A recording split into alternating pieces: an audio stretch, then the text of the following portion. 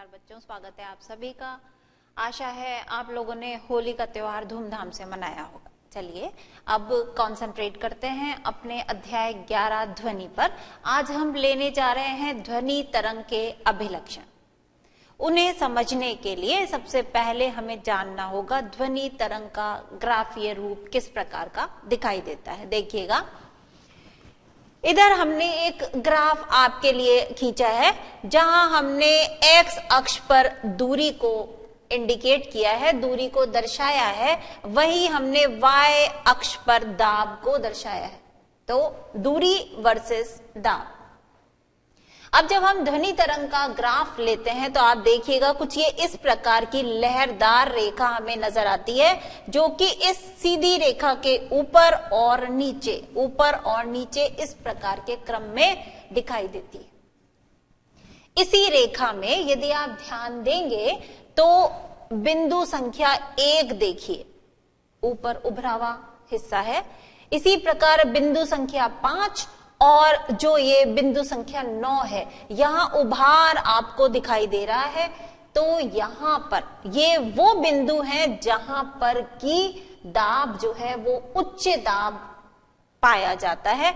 इस प्रकार उच्च दाब के क्षेत्र जो हैं वो संपीड़न कहलाते हैं। पिछली क्लास में भी हमने इन शब्दों की बात की थी। तो संपीड़न क्या है? उच्च दाब का क्षेत्र है। पिछली क्लास में हम बात कर चुके हैं, चित्र के माध्यम से आपके सामने अभी है। इसी प्रकार आप देखिए बिंदु संख्या 3, बिंदु संख्या 7 और बिंदु संख्या 11, ये इस माध्य स्थिति यानी सरल रेखा के नीचे की तरफ गर्त रूप में उपस्थित है। और यहां पर अगर दाब की बात की जाए तो ये वो क्षेत्र हैं जहां पर दाब न्यूनतम है। तो ऐसे क्षेत्र जहां पर न्यूनतम दाब उपस्थित होता है उन्हें हम विरलन कहते हैं। तो इस प्रकार उच्च दाब का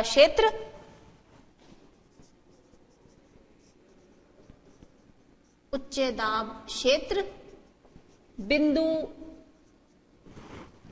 1, 5, 9 और ये कहलाते हैं बिंदु संपीड़न क्षेत्र।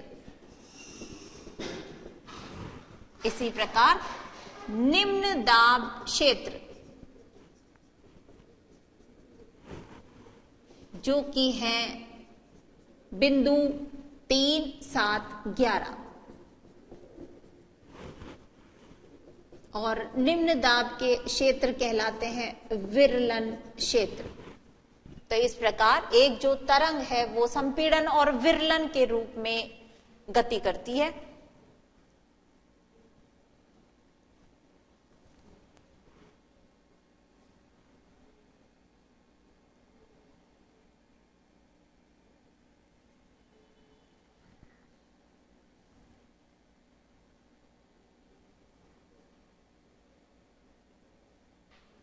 इसी प्रकार चित्र में आप एक और बात ध्यान दे सकते हैं।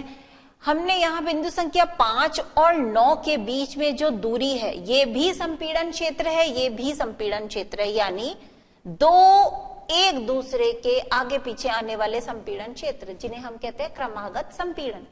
इसी प्रकार आप देखिए बिंदु संख्या 7 या 11 की बात की जाए तो ये क्रमागत विरलन क्षेत्र है। या फिर अगर हम बिंदु संख्या 3 और 7 की बात करते हैं तो ये भी क्रमागत विरलन है।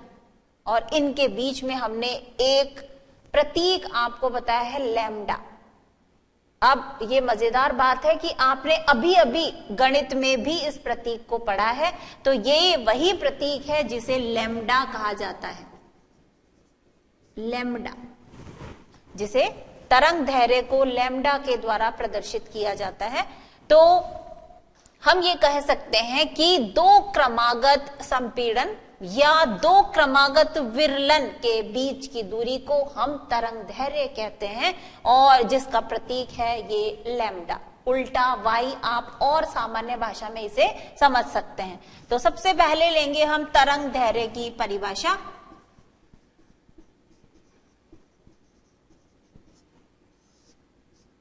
परिभाषा आप लोग लिख सकते हैं, दो क्रमागत संपीड़न अथवा, इसी बात को दूसरी तरीके से कहा जा सकता है कि दो क्रमागत विरलन।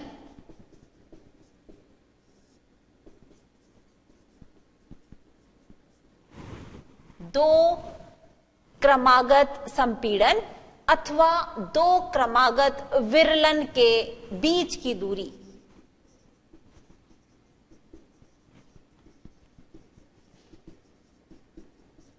को तरंग दैर्घ्य कहते हैं।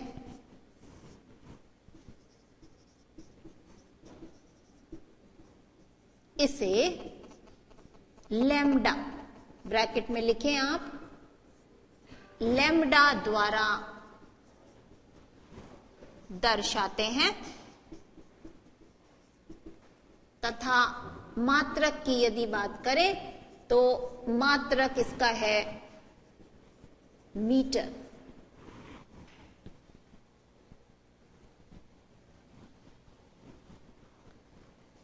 सबसे पहले आपके सामने है ध्वनि तरंग का ग्राफीय रूप। इस रूप द्वारा हमने संपीड़न क्या है, विरलन क्या है, ये बताने का प्रयास किया है आपको, और इसी ध्वनि तरंग के माध्यम से आप तरंग दैर्घ्य को समझ सकते हैं कि दो क्रमागत संपीड़न या दो क्रमागत विरलनों के बीच की दूरी को तरंग दैर्घ्य कहते हैं, और इसका प्रतीक है लैम्डा। साथ ही साथ हमें मात्रक भी ध्यान रखना है कि इसका मात्रक जो है वो है मीटर। प्रश्नों में भी यदि हमें सेंटीमीटर में दिया गया है तो हमें उसे गणना के लिए मीटर में ही बदलना होगा।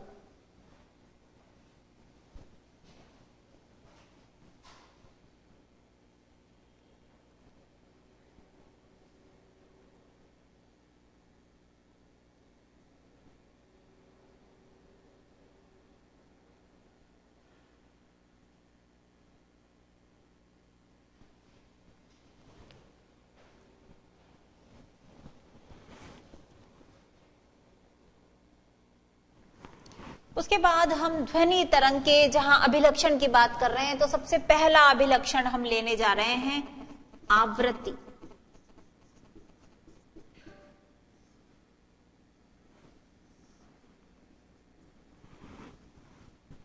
आवृत्ति किसे कहते हैं, परिभाषा लिखेंगे हम, एकांक समय में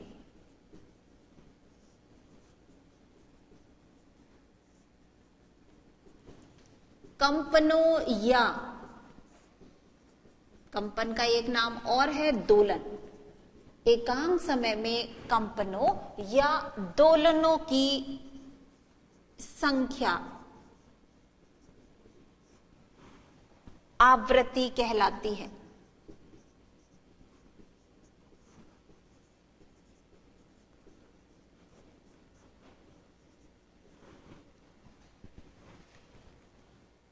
एकांक समय में कंपनों या दोलनों की संख्या आवृत्ति कहलाती है।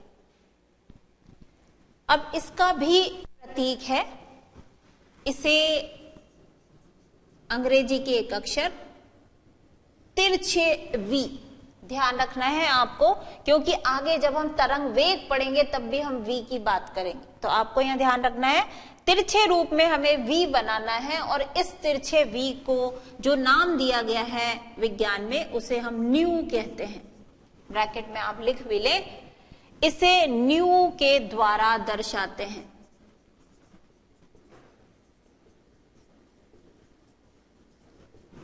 और मात्रक, आवृत्ति का मात्रक है, चूंकि ये कंपनों की संख्या है एकांक समय में, तो इसका मात्रक भी आसानी से आप याद रख सकते हैं, कंपन प्रति सेकंड, या जिसे और सरल शब्द में और एक ही शब्द में जो हम कहते हैं वो है हर्ट्ज। दोनों एक ही बात है। तो आवृत्ति का मात्रक है कंपन प्रति सेकंड या हर्ट्ज।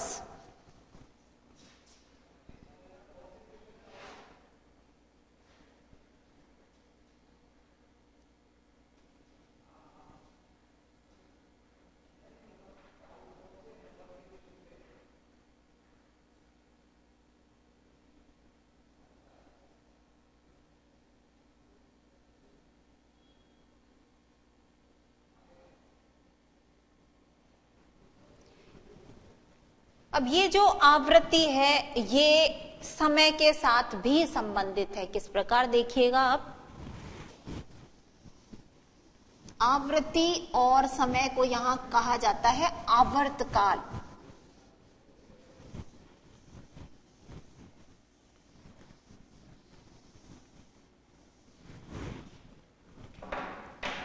ये चित्र अभी आप बना रहने दें, एक बात और इससे समझने में आसानी होगी। आवृत्ति की बात जहां तक हम कह रहे हैं, आवृत्ति और आवर्तकाल में संबंध है। आवृत्ति बराबर 1 आवर्तकाल।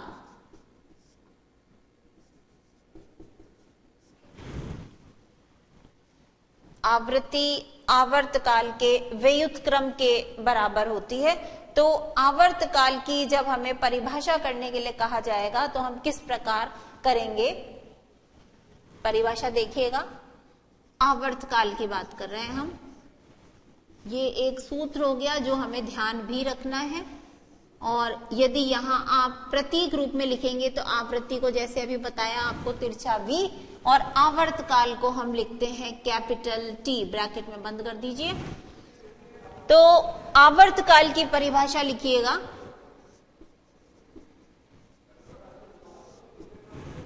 दो क्रमागत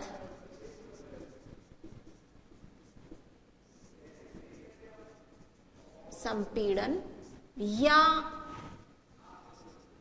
दो क्रमागत विरलन को एक निश्चित बिंदु से गुजरने में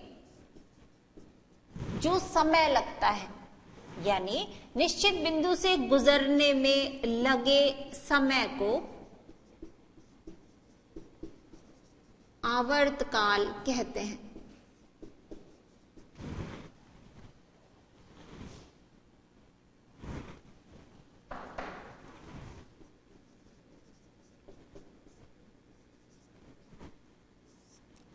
एक और तरीके से हम इसकी परिभाषा कर सकते हैं, पहले आप ये परिभाषा नोट कर लें। दो क्रमागत संपीड़न या दो क्रमागत विरलन को एक निश्चित बिंदु से, यहां ये दाब अलग है, इस ग्राफ के साथ है, इसके साथ आप कंफ्यूज ना होइएगा। दो क्रमागत संपीड़न या दो क्रमागत विरलन को एक निश्चित बिंदु से गुजरने में लगे समय को आवर्तकाल कहते हैं।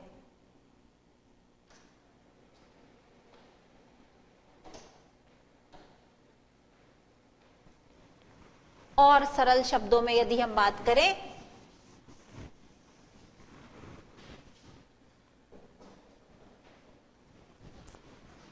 या दोनों ही परिभाषा सही है, माध्यम के कणों द्वारा एक दोलन पूरा करने में लगा समय आवर्तकाल कहलाता है।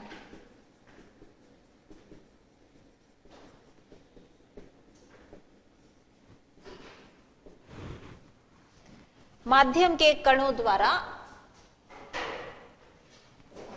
एक दोलन पूरा करने में लगा समय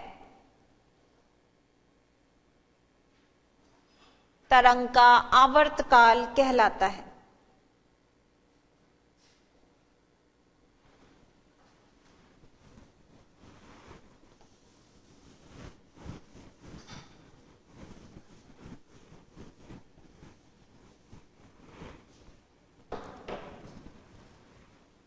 जिस प्रकार से आवृत्ति का प्रतीक तिरछा V है, उसी प्रकार आवर्तकाल का प्रतीक है कैपिटल T और इसका मात्रक सेकंड, चूंकि समय है तो सेकंड में। इस प्रकार आवर्तकाल दो क्रमागत संपीड़न या दो क्रमागत विरलन को एक निश्चित बिंदु से गुजरने में लगा समय, या ये कहें कि माध्यम के कणों द्वारा एक दोलन पूरा करने में लगा समय आवर्तकाल कहलाता है। इसका प्रतीक कैपिटल टी और मात्रक सेकंड है।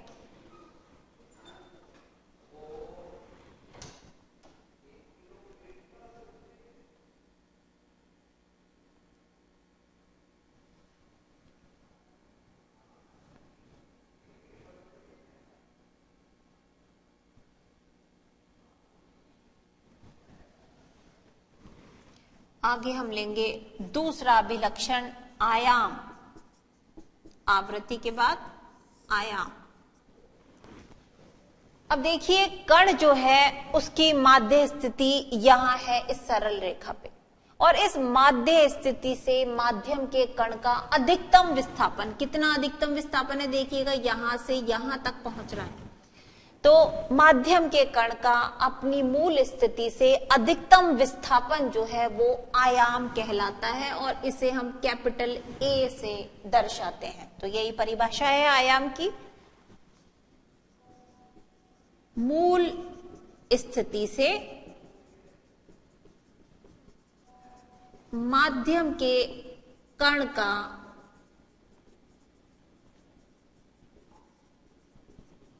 अधिकतम विस्थापन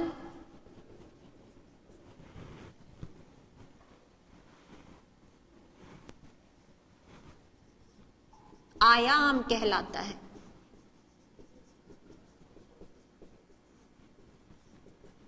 इसे कैपिटल ए से दर्शाते हैं।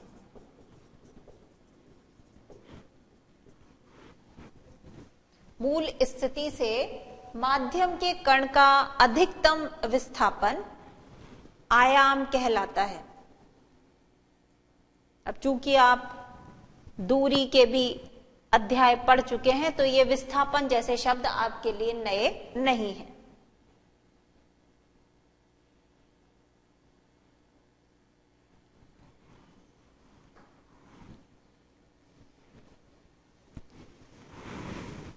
तीसरा अभिलक्षण देखिएगा, वेग।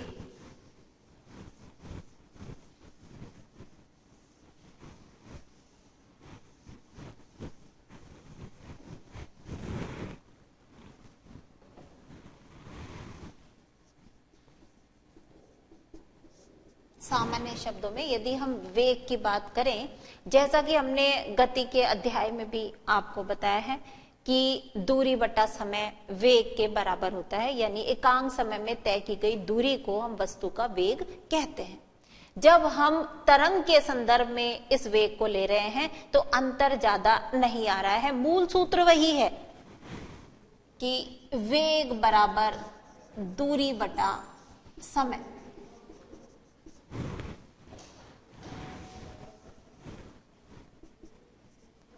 अब इसी चीज को हम परिभाषा के रूप में आसानी से लिख सकते हैं कि तरंग द्वारा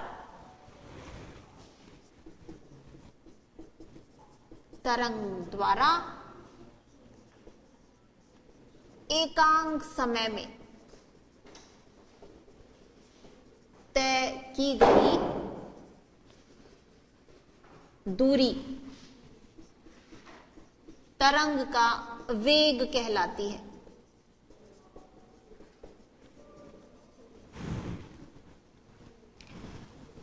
कुछ भी अंतर नहीं है, उसी वेग बराबर दूरी बटा समय को हमने तरंग के संदर्भ में लिखा है कि तरंग द्वारा एकांक समय में तय की गई दूरी को हम तरंग का वेग कहते हैं। अब जैसा कि हमने आपको पहले बताया था, इसे कैपिटल वी से दर्शाते हैं। तरंग का वेग कैपिटल वी से दर्शाया जाता है। अब इसी आधार पर एक तरंग समीकरण भी दिया गया। क्या है वो देखिए,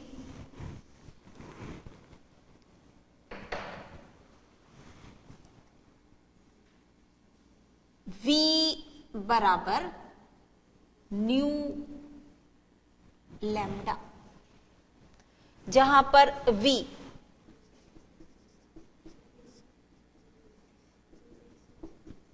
तरंग का वेग, न्यू आवृत्ति और लैम्डा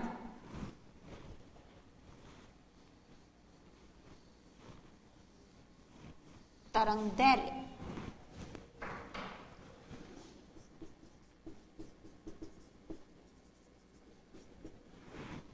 और इसे हम कहते हैं तरंग समीकरण, जो कि सभी तरंगों के लिए सत्य है। ये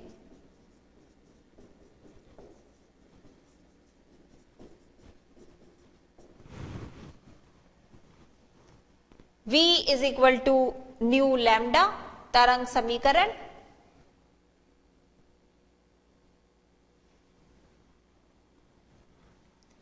ये जो तरंग का वेग है केवल माध्यम पर निर्भर करता है।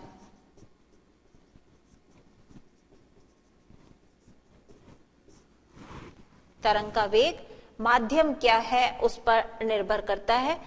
v बराबर न्यू लैम्डा को एक और तरीके से भी प्रदर्शित किया जा सकता है, क्योंकि हम जानते हैं चूंकि न्यू बराबर 1/t, तो आप न्यू के स्थान पर यदि 1/t रखते हैं तो ये तरंग समीकरण बन जाएगा v बराबर लैम्डा अपॉन t। तो ये भी एक रूप हो सकता है तरंग समीकरण का। इस पर निर्भर करेगा कि जो आंकिक सवाल है उसमें किस प्रकार का हमें प्रश्न पूछा गया है। v बराबर न्यू लैम्डा मूल तरंग समीकरण, और इसका कुछ बदलावा रूप, क्योंकि जो आवृत्ति है वो आवर्त काल के व्युत्क्रमानुपाती होती है, तो न्यू के स्थान पर अगर हम 1/t रखते हैं तो समीकरण बन गया v बराबर लैम्डा अपॉन t। तरंग का वेग जो है उसका मात्रक, वेग चूंकि दूरी बटा समय, तो वेग का मात्रक हुआ मीटर प्रति सेकंड। वेग का मात्रक मीटर प्रति सेकंड। समय हो चला है बच्चों ब्रेक का, लौटते हैं ब्रेक के बाद।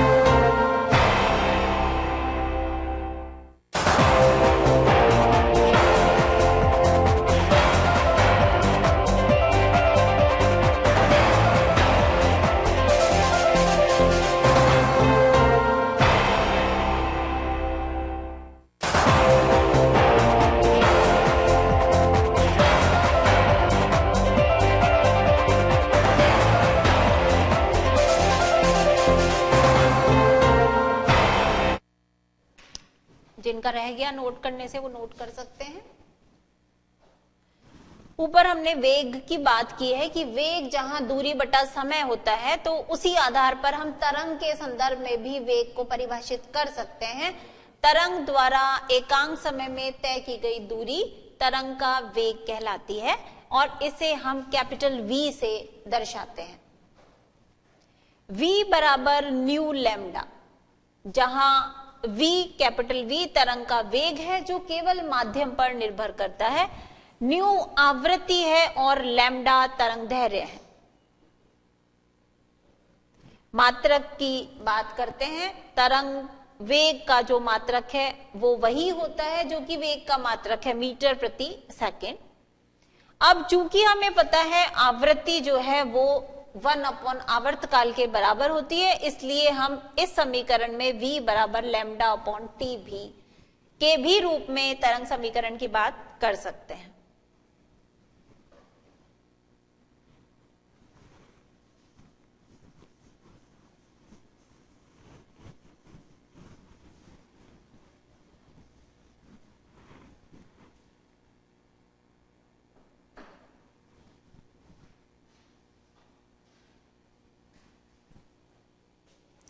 आगे हम एक अगला अभिलक्षण ले सकते हैं, तारत्व।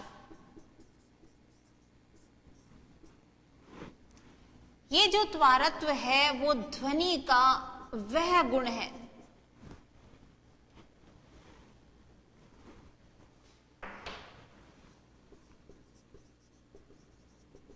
जिसके कारण ध्वनि बारीक या मोटी सुनाई देती है।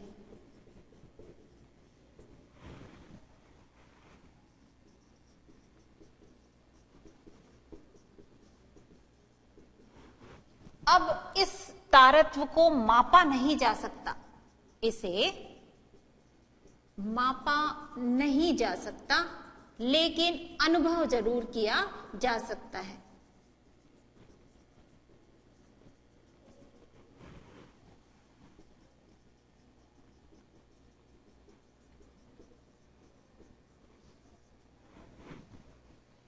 तो तारत्व क्या है?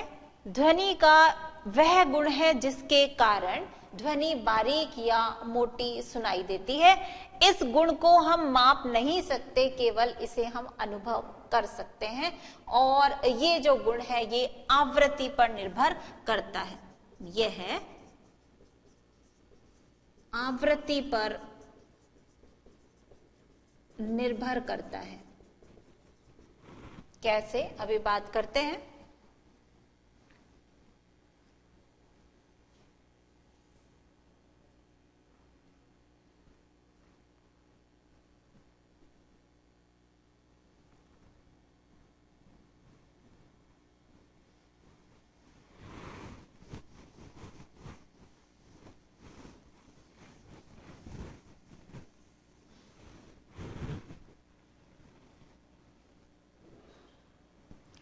यदि उच्च आवृत्ति की ध्वनि है, आवृत्ति कैसी है इसकी?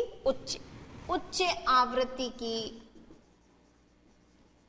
ध्वनि का तारत्व भी ऊंचा होता है, और ये जो ध्वनि है वो सुनने में हमें बारीक सुनाई देती है।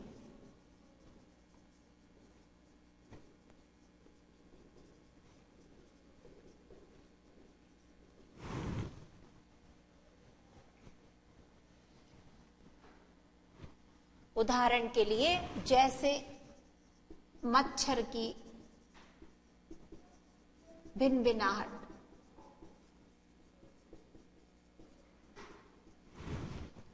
इस ध्वनि का आवृत्ति अधिक और तारत्व ऊंचा होने के कारण बारीक ध्वनि हमें सुनाई देती है।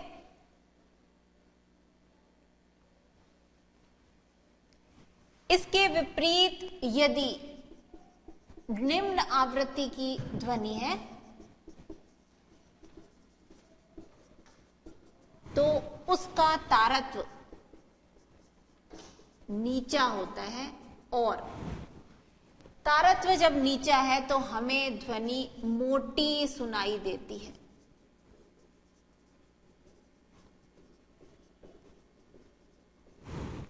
और इस प्रकार निम्न आवृत्ति, निम्न तारत्व की ध्वनि का उदाहरण है शेर की दहाड़। तो इस प्रकार हमें समझ में आता है कि किस प्रकार ध्वनि का तारत्व जो है वो आवृत्ति से संबंधित है।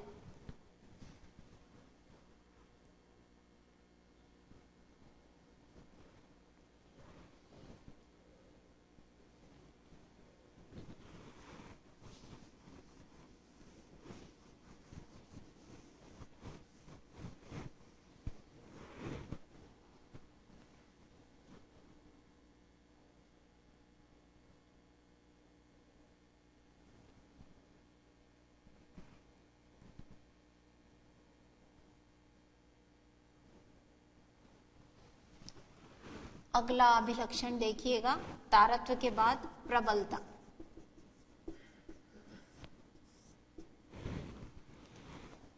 ये जो प्रबलता है यह हमारे कानों की संवेदनशीलता का माप होती है। ध्वनि की प्रबलता कानों की संवेदनशीलता का माप होती है और इसके आधार पर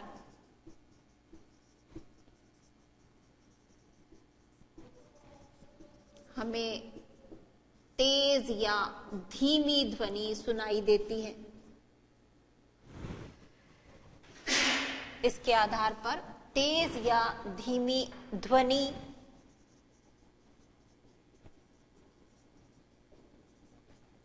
सुनाई देती है।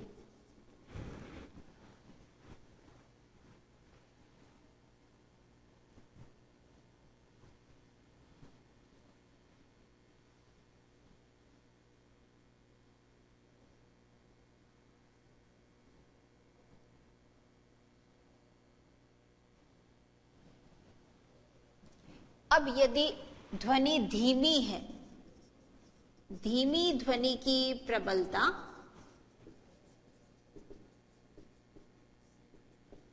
कम होती है, जबकि तेज ध्वनि की प्रबलता अधिक होती है। एक ही ध्वनि किसी व्यक्ति के लिए प्रबल हो सकती है और किसी व्यक्ति के लिए कम प्रबल हो सकती है। ये उस पर निर्भर करता है कि उस व्यक्ति विशेष की कानों की संवेदनशीलता कितनी है। तो इस प्रकार ध्वनि की प्रबलता जो है वो दो बातों पर आधारित है।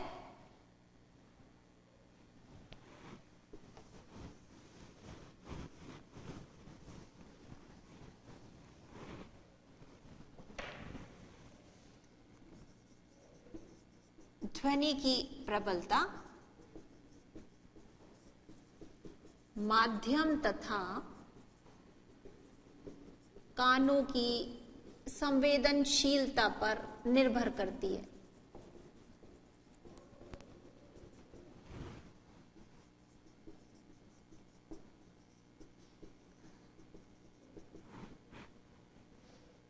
इसीलिए एक ही ध्वनि जहां एक व्यक्ति को तीखी लगती है, तेज लगती है, दूसरे व्यक्ति को कम लग सकती है। ध्वनि की प्रबलता माध्यम तथा कान की संवेदनशीलता पर निर्भर करती है।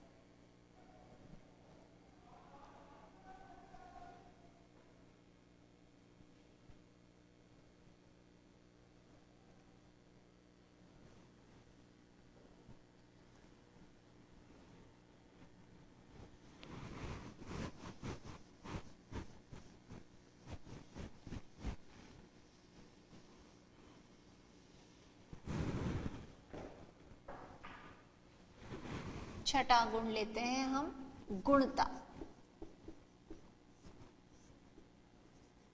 यह ध्वनि का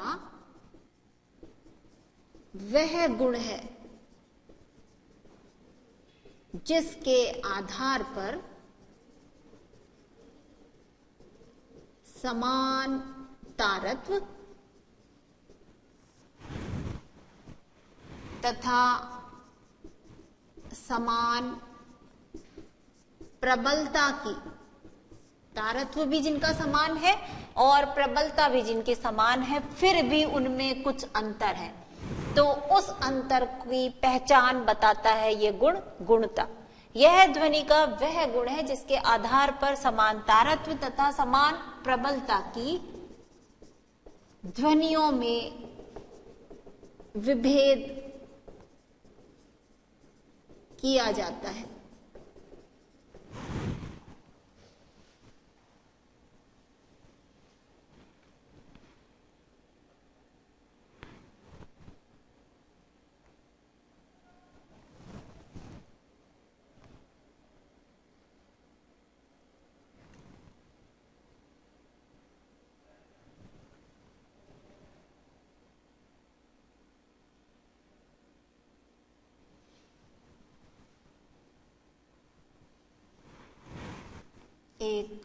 अंतिम अभिलक्षण तीव्रता।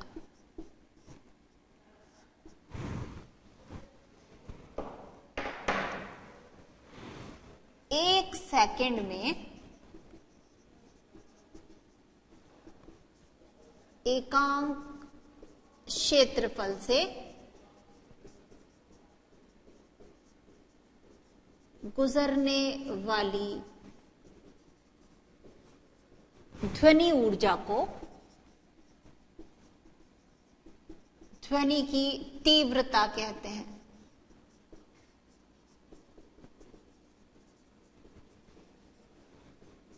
और इस तीव्रता को हम माप सकते हैं, इसे मापा जा सकता है। तो ये हैं कुल अभिलक्षण ध्वनि के, जिसमें हमने एक एक करके बात की है। तरंग दैर्घ्य, आवृत्ति, आवर्तकाल, आयाम, तरंग का वेग, तरंग समीकरण, और उसके बाद तारत्व, प्रबलता, गुणता और तीव्रता की।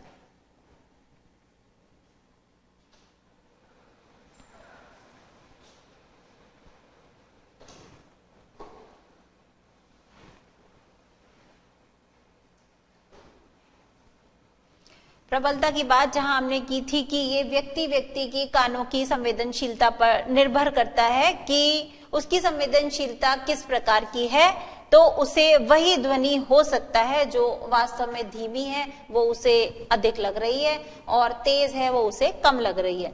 तो कानों की संवेदनशीलता की माप होती है ध्वनि की प्रबलता, और इसके आधार पर हमें ध्वनि तेज या धीमी सुनाई देती है। धीमी ध्वनि की प्रबलता जहां कम होती है, तेज ध्वनि की प्रबलता वहीं अधिक होती है। ध्वनि की प्रबलता दो बातों पर निर्भर करती है। सबसे पहले ध्वनि का माध्यम क्या है, और दूसरा व्यक्ति की कानों की संवेदनशीलता कितनी है। वही प्रबलता के बाद हमने लिया है गुणता।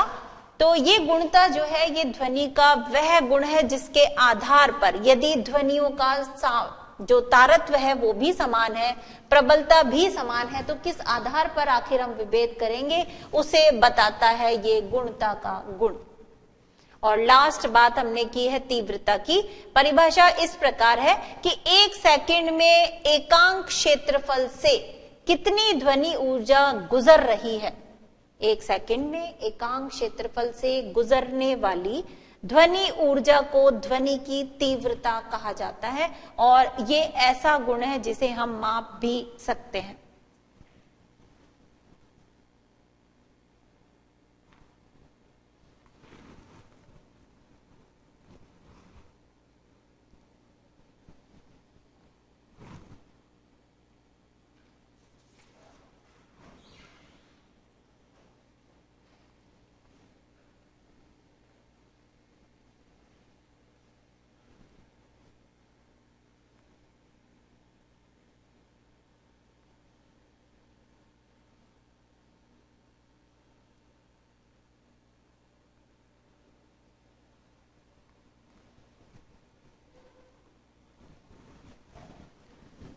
निश्चित रूप से आपने नोट कर लिए होंगे आज के सभी टॉपिक्स। अगली क्लास की शुरुआत जब हम करेंगे तो हम बात करेंगे तरंग समीकरण पर आधारित आंकिक प्रश्नों से। तो मिलते हैं अगली क्लास में। नमस्कार।